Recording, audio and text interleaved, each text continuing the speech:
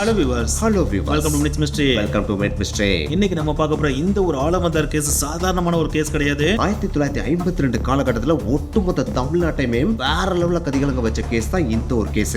ஏன் இந்த ஒரு கேஸை பார்த்தீங்கன்னா இப்போ ஃபோரன்சிக் டிபார்ட்மெண்ட் இருக்கு பார்த்தீங்கன்னா, அந்த ஃபோரன்சிக் டிபார்ட்மெண்ட்ல ஒரு ரெக்கார்டாவே ஸ்டோர் பண்ணி வைக்கிற அளவுக்கு வெறித்தனமான தாக்கம் நிறைந்த கேஸாவும் இந்த கேஸ் மாறுச்சு. அது மட்டும் கிடையாது, ஃபோரன்சிக் மெடிக்கல் சயின்ஸ்ல பாத்தீங்கன்னா இது ஒரு சிலபஸாவே புக்ல இருக்கு. இதுக்கெல்லாம் மேல இந்த கேஸை பத்தி மக்கள் எல்லாருமே தெரிஞ்சுக்கணும் அப்படின்றதுக்காகவே 1990s காலகட்டத்துல 2013 எபிசோடு கொண்ட ஒரு சீரியஸாவே இதை எடுத்து மக்களுக்கு டெலிகாஸ்ட் பண்ணவும் செஞ்சாங்க. அதே 1990s காலகட்டத்துல பாத்தீங்கன்னா தினத்தந்தி இதை ஒரு தொடர் கட்டுரையாவே எழுதி வெளியிடவும் செஞ்சாங்க. இதுக்கெல்லாம் மேல இந்த ஒரு இன்சிடென்ட் நடந்த காலகட்டமான 1952 காலகட்டத்துல பாத்தீங்கன்னா ஒரு தினசரி பத்திரிகை புதுசா ஆரம்பிக்கப்படுது. அப்படி ஆரம்பிக்கப்படுற அந்த ஒரு பத்திரிகை பாத்தீங்கன்னா இந்த ஒரு கேஸை கவர் பண்ணியே முன்னணி பத்திரிகையாவும் மாறுச்சு. அப்படின்னா இந்த ஒரு கேஸ் எவ்வளவு பெரிய கேஸ் அப்படின்றத நீங்களே இமேஜின் பண்ணிக்கங்க. அந்த ஒரு கேஸை பத்தி தான் இன்னைக்கு வீடியோல பார்க்க போறோம். இந்த கேஸ் உண்மையிலேயே பயங்கர த்ரில்லிங்கா இருக்கும். ஸ்கிப் பண்ணாம கடைசி வரைக்கும் வீடியோ பாருங்க. வாங்க வீடியோக்குள்ள போலாம். ஒரு முறை சேனல் சப்ஸ்கிரைப் பண்ணுங்க. வாட்ஸ்அப் அண்ட் Facebook பேஜை ஃபாலோ பண்ணாலும் ஃபாலோ பண்ணிக்கங்க. இது ஆகஸ்ட் 28, 1952 இந்த ஒரு நாள்ல சென்னை எக்மோர்ல இருந்து தனுஷ்கோடிக்கு போறதுக்கு ஒரு ட்ரெயின் ரெடியா இருக்கு. அந்த ட்ரெயினோட பேர் தான் போட் மில். இந்த ட்ரெயினுக்கு போட் மில் அப்படின்னு சொல்லிட்டு பேர் வச்சதுக்கு ஒரு முக்கியமான காரணம் இருக்கு. ஏன்னா அந்த காலகட்டத்தில் தமிழ்நாடு ஸ்ரீலங்காவையும் இணைத்த ஒரே ட்ரெயின் அப்படின்னா அது இந்த ட்ரெயின் அப்படின்னு தான் சொல்லணும். அதுக்காக இது தமிழ்நாட்டுல இருந்து ஸ்ரீலங்கா வரைக்கும் அது போயிடாது. தனுஷ்கோடியே போய் ஸ்டாப் ஆயிரும். ஒன்ஸ் இந்த ட்ரெயின் தனுஷ்கோடில ஸ்டாப் பண்ணதுக்கு அப்புறம் ஸ்ரீலங்காவுக்கு போற பேசஞ்சர்ஸ் எல்லாருமே இறங்கி அங்கிருந்து போட் வழியா பார்த்தா ஸ்ரீலங்காவுக்கு போயிருவாங்க. அதனாலதான் இந்த ஒரு ட்ரெயினுக்கு பார்த்தீங்கன்னா போட் மில் அப்படின்னு சொல்லிட்டு பேரே வச்சிருந்தாங்க. இந்த ஒரு போட் மில் ட்ரெயின் தான் பாத்தீங்கன்னா ஆகஸ்ட் 28, 1952 வருடம் சென்னை எக்மோர்ல இருந்து தனுஷ்கோடிக்காக கிளம்பி போகுது. அப்படி கிளம்பி போற அந்த ஒரு ட்ரெயின் பாத்தீங்கன்னா கொஞ்சமா மானாமதுரை நெருங்கி வந்துட்டு இருக்கு. அப்படி மானாமதுரை நெருங்கி வர்றப்ப அந்த ட்ரெயின்ல இருக்கிற தேர்ட் கிளாஸ் கம்பார்ட்மெண்ட் இருக்கு பாத்தீங்கன்னா, அந்த கம்பார்ட்மெண்ட்ல ஏதோ சம்திங் வித்தியாசமான ஸ்மெல் அடிக்க ஆரம்பிக்குது. இந்த ஒரு ஸ்மெல் அந்த கம்பார்ட்மெண்ட்ல இருந்த எல்லாருமே சாதாரணமா தான் எடுத்துட்டு இருந்திருக்காங்க. ஆனா டைம் போக போக போக அந்த ஸ்மெல்லோட தாக்கம் பாத்தீங்கன்னா அதிகமாயிட்டே போயிருக்கு. அது மட்டும் கிடையாது, ஏதோ சம்திங் வித்தியாசமான தண்ணீரும் பாத்தீங்கன்னா அந்த கம்பார்ட்மெண்ட்ல இருந்த ஒரு சீட்டு கடியில இருந்த பெட்டிக்கு கீழே இருந்து வர்ற மாதிரியும் அவங்களுக்கு தெரியுது. சோ இந்த ஒரு பேட் ஸ்மெல் அதே நேரத்துல இந்த வித்தியாசமான தண்ணீர்னாலேயே அந்த கம்பார்ட்மெண்ட்குள்ள சம்திங் ஒரு சலசலப்பு கிரியேட் ஆக ஆரம்பிக்குது. அப்படி சலசலப்பு கிரியேட் ஆயிட்டு இருக்கப்ப அந்த ட்ரெயின் பாத்தீங்கன்னா மானாமதுரையை வந்து ரீச் ஆகவும் செய்யுது. ஒன்ஸ் அது மானாமதுரை ரீச் ஆன உடனே அந்த கம்பார்ட்மெண்ட்ல இருந்த சில பேர் ரயில்வே ஸ்டேஷன்ல இருக்க ஸ்டேஷன் மாஸ்டர்கிட்ட போயிட்டு எங்க கம்பார்ட்மெண்ட்ல ஏதோ பேட் ஸ்மெல் அடிக்குது, நீங்க அதை உடனே வந்து பாருங்க அப்படின்னு சொல்லிட்டு கம்ப்ளைண்ட் பண்றாங்க. அப்படி சொன்ன உடனே ஸ்டேஷன் மாஸ்டர் அந்த கம்பார்ட்மெண்ட்டுக்கு வந்து பாக்குறாரு. அப்படி பாக்குறப்போ ஒரு சீட்டு கடையில ஏதோ ஒரு தகரப்பெட்டி இருக்கதை நோட் பண்றாரு. அதை நோட் பண்ண உடனே இது தகரப்பெட்டி தானையா, இது யாரோட பெட்டியா, யார் அதை கொண்டு வந்தீங்க, முதல்ல அந்த பெட்டி எடுத்து வெளியே தூக்கி போடுங்க, உள்ள இருக்கிற மத்த பேசஞ்சர்ஸ் எல்லாருமே ஒரு மாதிரி அனீசியா ஃபீல் பண்றாங்க, யாரோட தகரப்பெட்டி அவங்க முன்னாடி வாங்க அப்படின்னு சொல்லிட்டு கூப்பிடுறாரு. ஆனா அவர் என்னதான் இது யாரோட தகரப்பெட்டின்னு கேட்டாலும் அந்த கம்பார்ட்மெண்ட்ல இருக்கிற யாருமே இது ஏன் பெட்டின்னு சொல்லிட்டு முன்னாடி வரவே மாட்டேன்றாங்க. சோ வேற வழியே இல்லாம அந்த ஸ்டேஷன் மாஸ்டர் பாத்தீங்கன்னா அந்த இரும்பு பெட்டியை லைட்டா கீழே குனிஞ்சு வெளியே இழுக்கிறாரு. ஆனா அப்படி இழுக்கிறப்போ அதுல இருந்து ஸ்மெல் பாத்தீங்கன்னா வேற மாதிரி வர ஆரம்பிக்குது. அது மட்டும் கிடையாது, அதுல இருந்து வலிந்த தண்ணீர் இருக்கு பாத்தீங்களா, அதுல கொஞ்சம் ரத்தமும் கலந்து இருக்கிற மாதிரி இருக்கு. சோ அதை பார்த்த உடனே ஒரு மாதிரி பதற்றம் கிரியேட் ஆக ஆரம்பிச்சிருது. சோ இதுக்கு மேல நம்ம இதை தொடவேனா, நம்ம உடனே போலீஸ்க்கு இன்ஃபார்ம் பண்ணிடுவோம் சொல்லிட்டு போலீஸ்க்கு கால் பண்றாரு. அப்படி ஒரு கால் பண்ண அடுத்த சில நிமிடங்களே போலீஸ் அந்த கம்பார்ட்மெண்ட்டுக்கு வந்து சேர்றாங்க. அப்படி வந்து சேர்ந்த உடனே அந்த பெட்டியை பார்த்த உடனே அவங்க கெஸ் பண்ணிடுறாங்க, இது சாதாரண இரும்பு பெட்டி கிடையாது, இந்த பெட்டிக்குள்ள ஏதோ மாமிசம் இருக்கு, அந்த மாமிசம் என்ன மாமிசம்னு தான் தெரியல அப்படின்னு அவங்க நின்றுட்டு இருக்காங்க. அப்படி நிக்கிறவங்க அந்த பெட்டியை உடனே ஓபன் பண்ணிடல. அதுக்கு முன்னாடி நகராட்சி ஆணையரையும் கூப்பிட்டுறாங்க. அவரும் அந்த இடத்துக்கு வந்து சேர்றாரு. அப்படி அவர் வந்து சேர்ந்த உடனே அந்த இரும்பு பெட்டியை போலீஸ் ஓபன் பண்றாங்க. அப்படி ஓபன் பண்ண உடனே அதுக்குள்ள இருந்ததை பார்த்து அங்க இருந்து எல்லாருமே ஒரு நிமிஷம் உறைஞ்சு போயிட்டாங்க அப்படின்னு தான் சொல்லியானோ. ஏன்னா அந்த பெட்டிக்குள்ள ஒரு முழு ஆண்மகனையும் கம்ப்ளீட்டா துண்டமா வெட்டி வச்சா எப்படி வச்சிருப்பாங்களோ அந்த மாதிரி தான் வச்சிருக்காங்க. அது மட்டும் கிடையாது, வெட்டி வச்ச அந்த உடல்ல பார்த்தீங்கன்னா ஒட்டு துணி கூட கிடையாது, அது கம்ப்ளீட்டா நிர்வாணமா இருக்கு. கூடுதலா அந்த பெட்டிக்குள்ள அந்த உடம்போட தலை மட்டும் மிஸ் ஆகுது. அதாவது தலை இல்லாம மற்ற எல்லா பாடியும் பார்த்தீங்கன்னா துண்டமா வெட்டின மாதிரி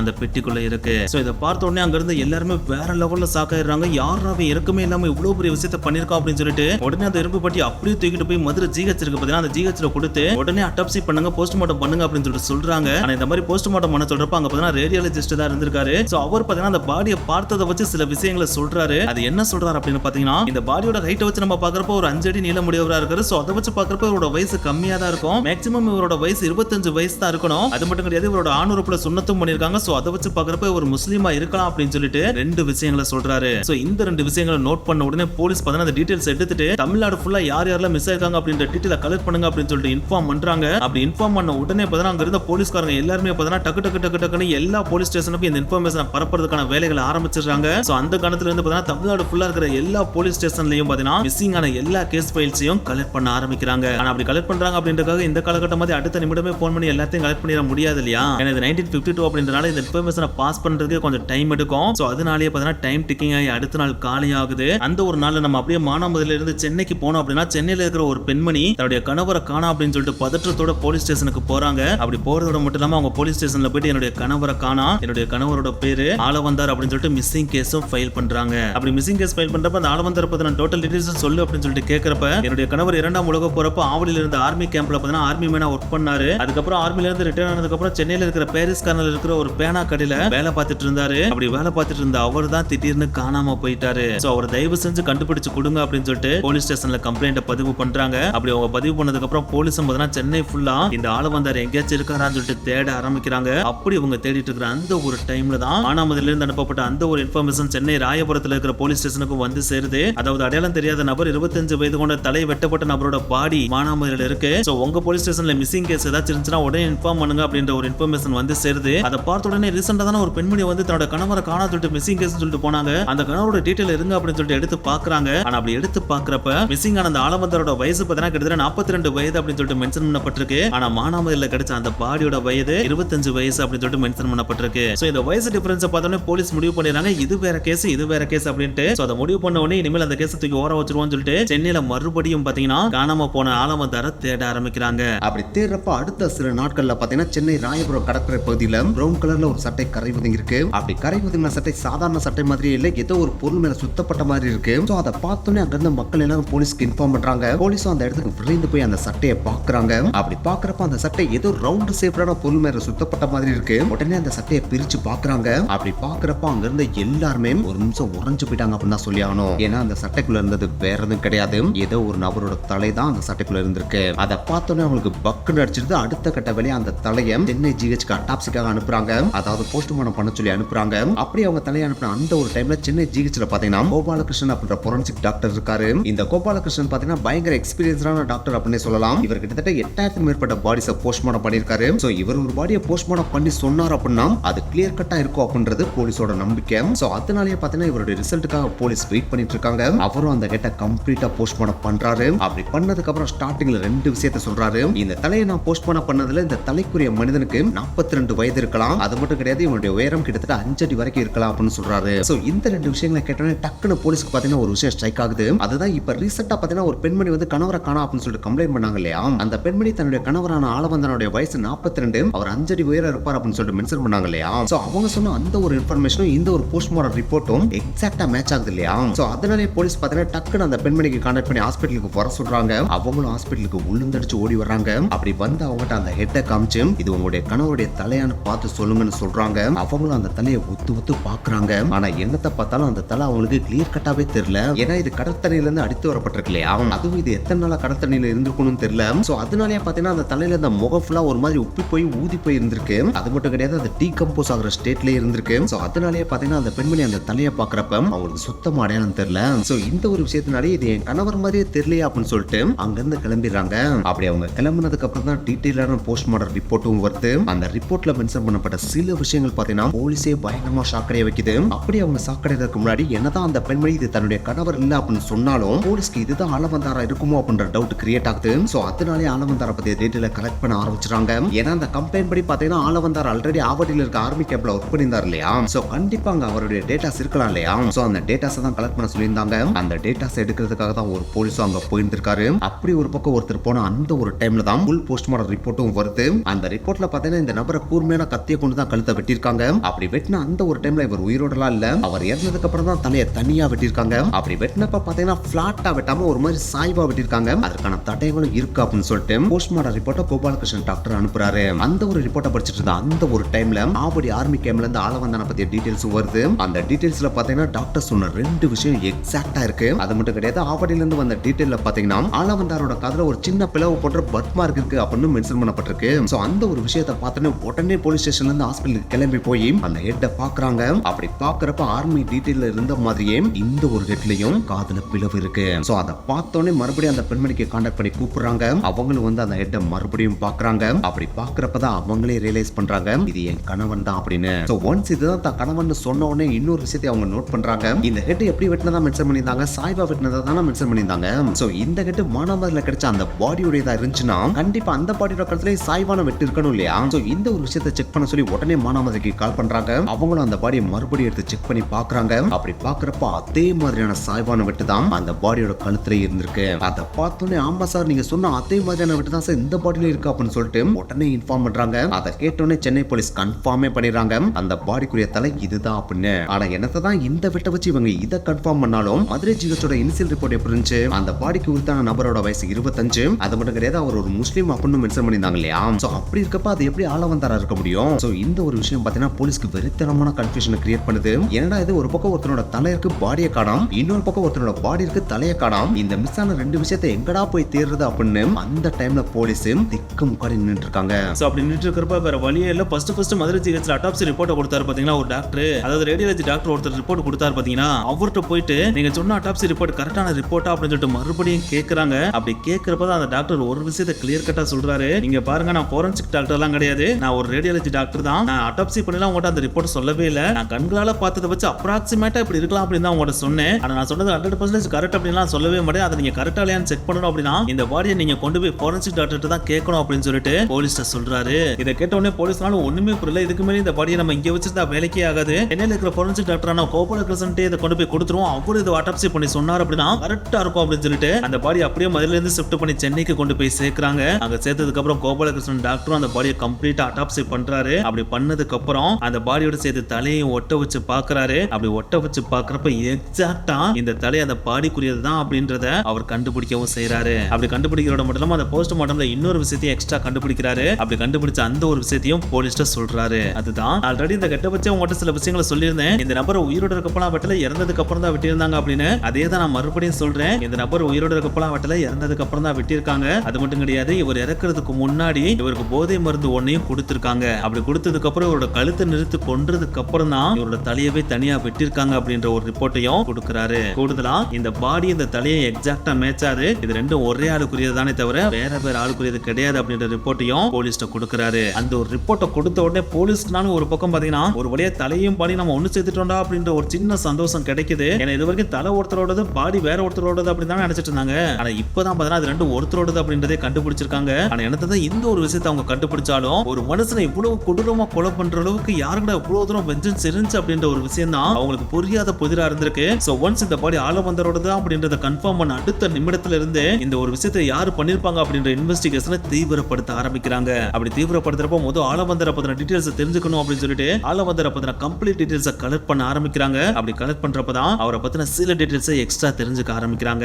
ஆளவந்தரை பத்தி தெரிஞ்சுக்கணும் அப்படின்னா ஆளவந்தர் கூட பழகுனவங்க தானே போய் கேட்டானோ. அவங்ககிட்ட போய் கேட்கறப்ப ஆண்கள்ட்ட எல்லாம் கேட்கறப்ப ஆளவந்தரை பத்தி சொல்றப்ப நல்ல விதமா தான் சொல்லி இருந்திருக்காங்க. அவர் ரொம்ப நல்ல மனுஷன் தான், பயங்கர ஃபிட்டான படி, அவர் ஆர்மில இருந்தனாலே பயங்கர சுறுசுறுப்பா இருப்பாரு, எப்பயுமே அவர் எனர்ஜியோடய எந்தோடையும் தான் இருப்பாரு, அவரை ஒரு தடவை கூட நான் சோம்பேறியா பார்த்ததே கிடையாது அப்படின்னு சொல்லிட்டு எல்லா ஆண்களுமே சொல்லியிருக்காங்க. ஆனா இதே விஷயத்தை போயிட்டு பெண்கள்கிட்ட கேட்கறப்ப ஆத்தாடி அவனா இவன் சரியான பொம்பளை பொறுக்கியாச்சு, இவன் பொண்ணுங்களை பார்த்தாலே பயங்கரமா வலிஞ்சு பேசுவியான், அது மட்டும் கிடையாது பொண்ணுங்களை நல்ல கண்ணோட்டத்திலேயே இவன் பார்க்க மாட்டியான், இவன் எப்பவுமே பெண்களை தப்பா தான் பாப்பியான் அப்படின்னு சொல்லிட்டு ஆண்கள் சொன்னதுக்கு அப்படியே எதிர்மாறா பெண்கள் பார்த்தா வேற மாதிரி ஆளவந்தாரை பத்தி சொல்றாங்க. சோ இந்த இரண்டு முரண்பாடான விஷயங்கள் பார்த்தா போலீஸ்க்கு ஒரு மாதிரி கன்ஃபியூஷனை கிரியேட் பண்ணுது. சோ அதனாலே ஆளவந்தாரை பத்தி இன்னும் கொஞ்சம் டெப்தா தெரிஞ்சுக்கணும் அப்படின்னு சொல்லிட்டு ஆளவந்தரோட க்ளோசஸ்ட் ஃப்ரெண்ட் ஒருத்தர்ட்ட போய் கேட்கறாங்க. இந்த க்ளோசஸ்ட் ஃப்ரெண்ட் அப்படின்ற ஒரு வேற யாரும் கிடையாது, இவர் ஒரு பேனா கடையில வேலை பார்த்துட்டு இருந்தார் அப்படின்னு சொல்லிட்டு அவங்களோட மனைவி போய் கம்ப்ளைண்ட்ல சொன்னாங்க பாத்தீங்களா, அந்த ஒரு பேனா கடையோட ஓனர் தான் அவரு. அந்த ஒரு பேனா கடை ஓனர்ட்ட தான் பாத்தீங்கன்னா இப்ப போலீஸ் போயிட்டு ஆளவந்தாரை பத்தி கேட்கறாங்க. அப்படி கேட்கறப்பதான் அவர் ஆளவந்தாரை பத்தி சொல்ல ஆரம்பிக்கிறாரு. இவர் வேர்ல்டு வார் 2 காலகட்டத்தில் ஆவடியில் இருக்கிற ஆர்மி கேம்ப்ல தான் வேலை பார்த்துட்டு இருந்தாரு. ஒன்ஸ் வேர்ல்டு வார் 2 முடிஞ்ச உடனே பிரிட்டிஷ் பார்த்தா அந்த ஆர்மி கேம்ப்ல இருந்த எல்லாருமே ரிலீஸ் பண்ணி விட்டாங்க.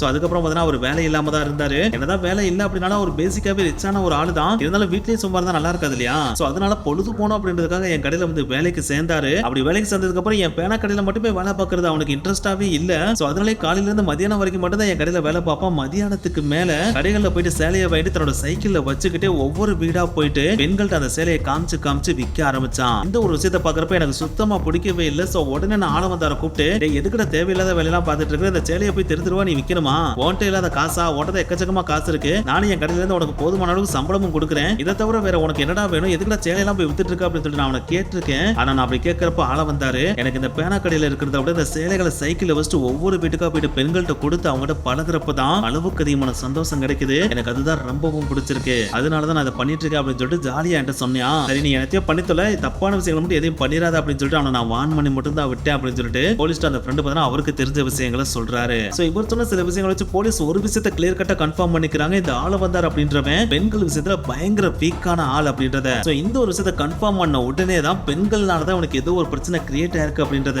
போலீஸ் ஓரளவுக்கு கெஸ் பண்ணிடுறாங்க. சோ அதனாலேயே பாத்தீங்கன்னா இவன்ட்ட க்ளோஸ் ஆ பழகின பெண்கள் டீடைல்ஸ் எல்லாத்தையும் எல்லாத்தையும் ஒரு பக்கம் எடுத்துட்டு இருக்காங்க. அப்படி எடுத்துட்டு இருக்கப்ப இன்னொரு பக்கம் கடைசியா காணாம போறதுக்கு முன்னாடி இந்த ஆளவந்தார் எங்க போனார் அப்படின்ற டீடைல்ஸையும் கேதர் பண்ண ஆரம்பிக்கிறாங்க. அப்படி கேதர் பண்றப்ப ஆளவந்தாரோட ஒய்ஃப்ட்ட போய் கேக்குறாங்க. அப்படி கேக்குறப்ப இவர் காணாம போன அன்னைக்கு பார்த்தா எனக்கு இவர் எங்க போனார்னு தெரியல, சோ அதனால நான் அவரோட ஃப்ரெண்ட்ட போய் கேட்டேன். அப்படி கேக்குறப்ப அவர் தான் என்கிட்ட சொன்னாரு, இன்னைக்கு நைட் ராயபுரத்துல இருக்கிற என்னோட ஃப்ரெண்ட் வீட்டுக்கு போயிட்டு தான் நான் வீட்டுக்கு போறேன்னு சொல்லிட்டு போனதா அந்த ஃப்ரெண்டு தான் என்கிட்ட சொன்னாரு. அப்படி அவர் சொன்னதுக்கு அப்புறம் நானே ராயபுரத்துல இருக்கிற அவரோட ஃப்ரெண்டு வீட்டுக்கு போனேன். அப்படி போய் அந்த வீட்டுல நான் கதவை தட்டுறப்ப ஒரு பெண்மணி ஓபன் பண்ணாங்க. அப்படி பெண்மணி ஓபன் பண்ணதை பார்த்த உடனே எனக்கு பக்கு நடிச்சது. என்னடா அது தன்னோட கணவர் ஃப்ரெண்டு வீட்டுக்கு வந்திருப்பாருன்னு நினைச்சா ஒரு பொண்ணு வீட்டுக்கு வந்திருக்காரு, அப்ப தப்பான ஏதாச்சும் விஷயத்தை பண்ணிட்டு இருக்காரா அப்படின்னு சொல்லிட்டு எனக்கு பக்கு நடிச்சிச்சு. சோ அதனாலேயே அந்த பெண்மணி கதவை திறக்கிறப்ப நான் வெளியே இருந்த மாதிரியே என்னங்க உள்ள இருக்கீங்களா சொல்லிட்டு பயங்கரமா கத்துனேன். அப்படி நான் கத்துறப்போ உள்ள இருந்து என்னோட கணவனோட குரல் தான் வெளியே வரும் நான் எதிர்பார்த்தேன். ஆனா அதற்கு மாற வேற ஒரு ஆணோட குரல் வெளியே வந்துச்சு. அந்த ஆண் அந்த பெண்மணியோட கணவரா இருந்தாரு. சோ அவர் கணவர் அப்படின்றது தெரிஞ்சதுக்கு அப்புறம் தான் எனக்கு பெருமூச்சே வந்துச்சு. அவங்ககிட்ட என்னோட கணவரான ஆளவந்தார் இங்க வந்தாரா அப்படின்னு சொல்லிட்டு கேட்டேன். நான் அந்த டைம்ல என்னமோ சாஃப்டா தான் அவங்ககிட்ட கேட்டேன். ஆனா நான் அப்படி கேட்கறப்போ உள்ள இருந்த அந்த ஒரு ஆண் குரல் பாத்தீங்கன்னா பயங்கர ஹார்ஸா வெளியே வந்துச்சு. உன் கடமை எதுக்கு என் வீட்டுக்கு வர போறியா? உன் கடமை யாருன்னு எனக்கு தெரியாது. உன் கடமை காணாம போயிட்டா அப்படின்னா போய் போலீஸ் ஸ்டேஷன்ல கம்ப்ளைண்ட் கொடு. அதை விட்டுட்டு என் வீட்டுக்குலாம் இதுக்கு வந்துட்டு இருக்கா அப்படின்னு சொல்லிட்டு டக்குனு கதவை சாத்திட்டாங்க.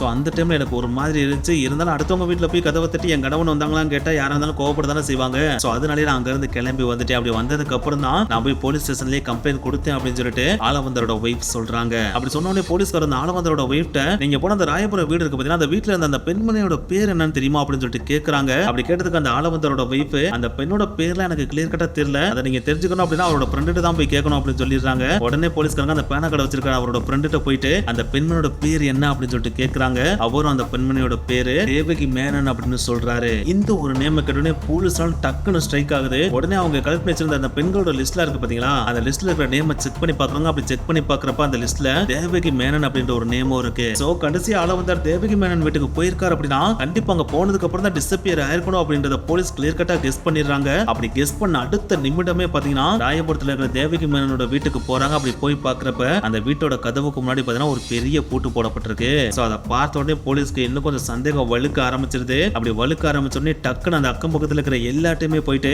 இங்க இருந்தவங்களை பத்தின டீடைல்ஸ் கலெக்ட் பண்ண ஆரம்பிக்கிறாங்க. அப்படி கலெக்ட் பண்றப்ப அங்க இருந்த அந்த பெண்மணியோட பேர் தேவகி மேனன், ஹஸ்பண்டோட பேர் பிரபாகர் மேனன் அப்படின்றத கண்டுபிடிக்கிறாங்க. அது மட்டும் கிடையாது, இவங்க கேரளாவை சேர்ந்தவங்க சென்னையில தங்கி வேலை பார்க்கறதுக்காக வந்திருக்காங்க அப்படின்றதையும் கண்டுபிடிக்கிறாங்க. அது மட்டும் கிடையாது, இந்த கேஸோட ரெண்டு முக்கியமான லீடையும் அவங்க கண்டுபிடிக்கிறாங்க. அதுதான் இந்த தேவகி மேனன் வீட்டுக்கு பக்கத்துல பாத்தீங்கன்னா ஒருத்தர் வாடகை சைக்கிள் கடை வச்சிருந்தாப்ல. அவர்கிட்ட போயிட்டு ஆளவந்தாரோட படத்தை காமிச்சு இவர் ரீசெண்டா இந்த வீட்டுக்கு வந்தாரா அப்படின்னு சொல்லிட்டு கேக்குறாங்க.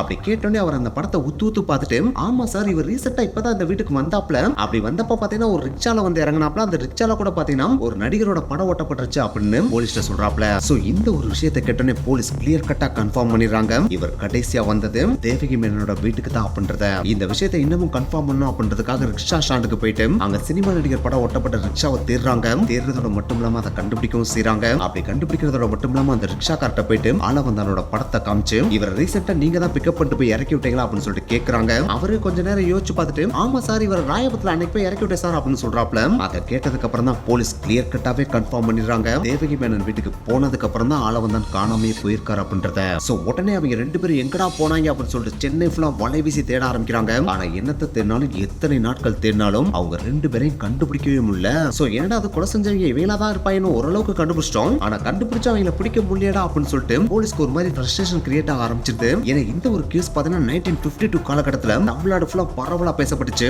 அந்த டைம்ல தமிழ்நாட்டுல இருந்த ஒட்டுமொத்த நியூஸ் பேப்பர்ஸுமே பாத்தீங்கன்னா இதைத்தான் ஆர்டிகலா பக்கம் பக்கமா எழுதிட்டு இருந்தாங்க. ஏன் அந்த டைம்ல தான் பாத்தீங்கன்னா ஒரு நியூஸ் பேப்பர் புதுசாவே ஆரம்பிக்கப்பட்டுச்சு. அப்படி புதுசா ஆரம்பிக்கப்பட்ட அந்த நியூஸ் பேப்பரே பாத்தீங்கன்னா இந்த ஆர்டிகலை கவர் பண்ணியே முன்னணி நியூஸ் பேப்பர் அளவுக்கு பயங்கரமா வளர்ந்துருச்சா. அந்த அளவுக்கு இந்த கேஸ் பாத்தீங்கன்னா அந்த டைம்ல தமிழ்நாடு ஃபுல்லா பயங்கரமா பேசப்பட்டுச்சு. சோ அப்படி பேசப்பட்டு இருக்கப்ப குற்றவாளிகளை பிடிக்காமட்டாம் போலீஸ்க்கு பிரஷர் இன்னும் அதிகமாயிரும் இல்லையா. அந்த உச்சக்கட்ட பிரஷர்ல தான் போலீஸ் அந்த டைம்ல இருக்காங்க. சோ அந்த டைம்ல என்ன பண்றது அப்படின்னு யோசிச்சுட்டு இருக்கப்பதான் அவங்களுக்கு ஒரு ஐடியா தோணுது. இவங்க கேரளாக்காரங்க தானே, ஒருவேளை கேரளாக்கு போயிருப்பாங்களா அப்படின்னு சொல்லிட்டு கேரளாக்கு அவங்க வீட்டுக்கு போய் பாக்குறாங்க. ஆனா அங்கேயும் பாத்தீங்கன்னா இவங்க ரெண்டு பேரும் வரவே இல்ல.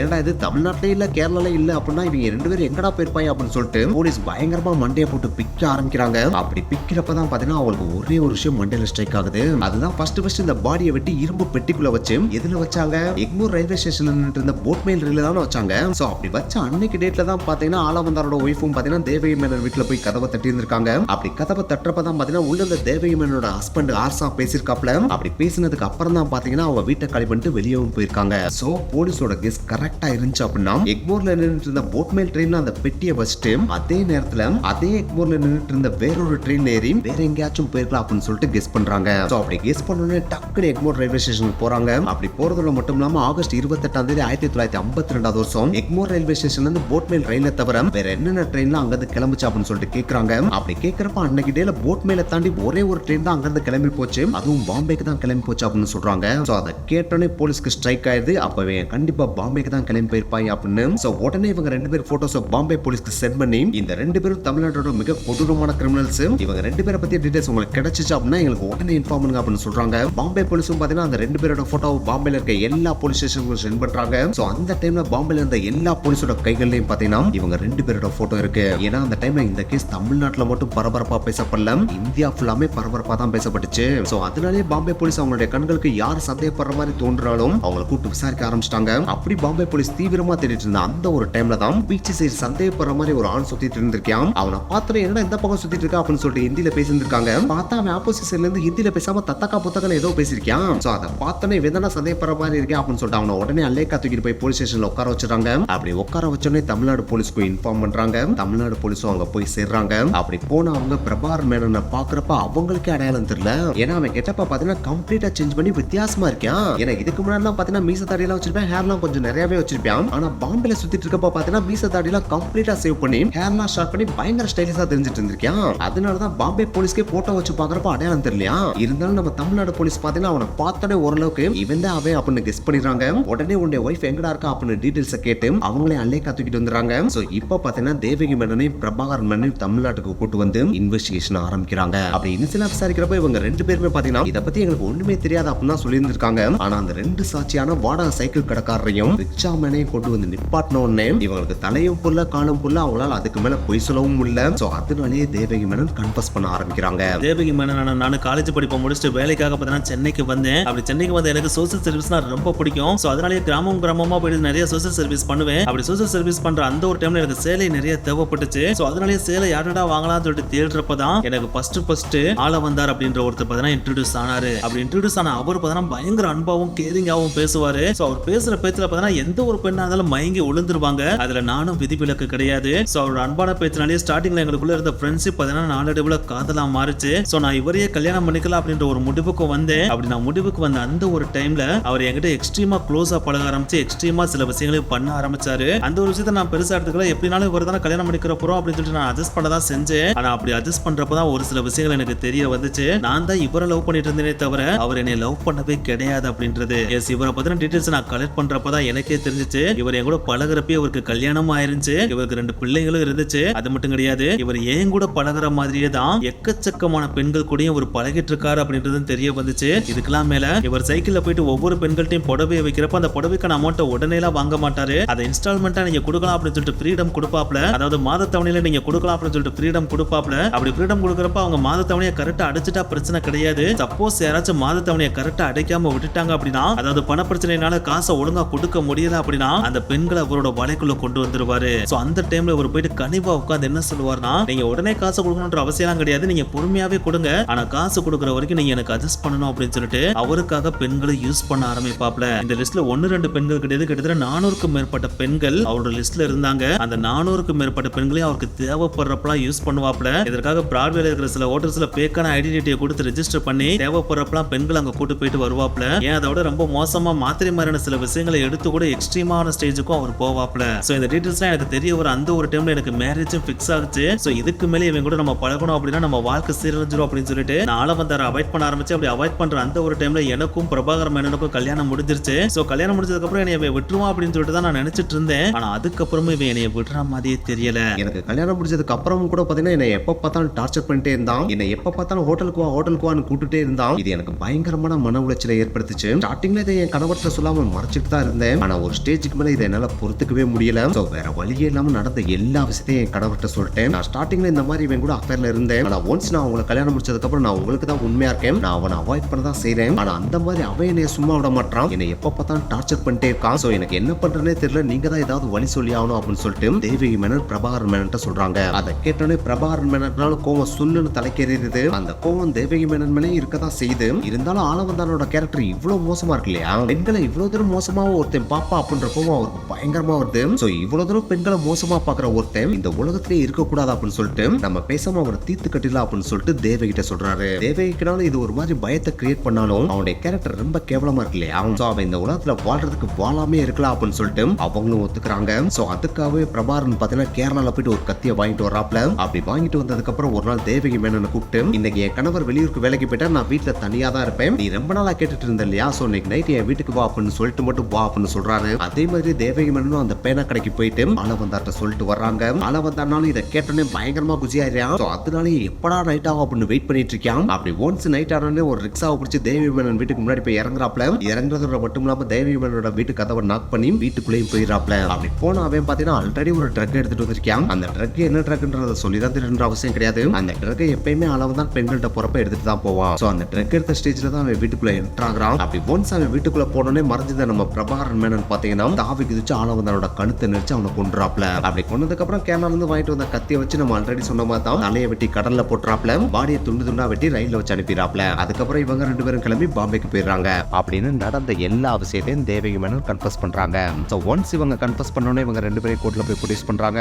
அப்படி ப்ரொடியூஸ் பண்ணோனே தேவகி மேனனுக்கு ஆதரவா வந்த வக்கீல் பாத்தீங்கன்னா இவங்க தற்காப்புக்காக தான் இந்த கொலையவே பண்ணாங்க, சோ தண்டனை பெரிய தண்டனையா கொடுக்காம கம்மியான தண்டனையா கொடுத்தா நல்லா இருக்கும் அப்படின்னு சொல்லிட்டு கேட்கிறாரு. ஆனா அரசு வக்கீல் சைடுல இருந்து பாத்தீங்கன்னா இது என்ன தற்காப்புக்காக பண்ணதா, மக்காவா பிளான் பண்ணி செம்மையா மர்டர் பண்ணிருக்காங்க, அதுலயே ரெண்டையும் தனித்தனியா பார்சல் பண்ணி வேற அனுப்பியிருக்காங்க. இந்த கேஸ் தமிழ்நாடு ஃபுல்லா எவ்வளவு சென்சேஷனா இருக்குன்னு உங்களுக்கு தெரியுதா இல்லையா, மக்கள் எல்லாருமே இந்த ஒரு தீர்ப்புக்காக தான் காத்துட்டு இருக்காங்க, சோ நல்ல தீர்ப்பா நீங்க கொடுக்கணும் அப்படின்னு சொல்லிட்டு ஜட்ஜிட்ட கேட்கிறாரு. அந்த டைம்ல ஜட்ஜா உட்கார்ந்து இருந்தவரோட பேர் தான் பஞ்ச பேகஸ் ஐயர். சோ இவர் பாத்தீங்கன்னா அன்னைக்கே ரிசல்ட் சொல்லாம கொஞ்ச நாள் தள்ளி வச்சிடறாரு. அப்படி தள்ளி வச்ச அந்த சில நாட்களுக்குள்ளே பார்த்தீங்கன்னா இந்த கேஸை பத்தின கம்ப்ளீட் டீடைல்ஸ் அவர் கேட்டு தெரிஞ்சுக்கிறாரு. அப்படி கேட்டு தெரிறப்பதான் இந்த ஆளவந்தார் எவ்வளவு மோசமான ஆளுன்றதையும் தெரிஞ்சுக்கிறாரு. அவன் எவ்வளவு மோசமா பெண்களை நடத்திருக்கா அப்படின்ற விஷயங்களையும் கேட்டு தெரிஞ்சுக்கிறாரு. அப்படி கேட்டு தெரிஞ்ச உடனே ஒரு விஷயத்தை நல்லாவே மைண்ட்ல பிக்ஸ் பண்ணிடுறாரு. அப்படி பிக்ஸ் பண்ணிட்டு கடைசியா பாத்தீங்கன்னா தீர்ப்பு சொல்ற அந்த ஒரு நாளும் வருது. அதாவது மார்ச் மாசம் 1953 வருஷமும் வருது. அந்த ஒரு மாசம் பாத்தீங்கன்னா இந்த ஒரு தீர்ப்புக்காக தான் ஒட்டுமொத்த தமிழ்நாடுமே காத்துட்டு இருக்கு. அன்னைக்கு தீர்ப்பு சொல்ற அன்னைக்கு பாத்தீங்கன்னா கோர்ட்டு முன்னாடி எக்கச்சக்கமான மக்கள் குவிஞ்சு நிக்க ஆரம்பிக்கிறாங்க.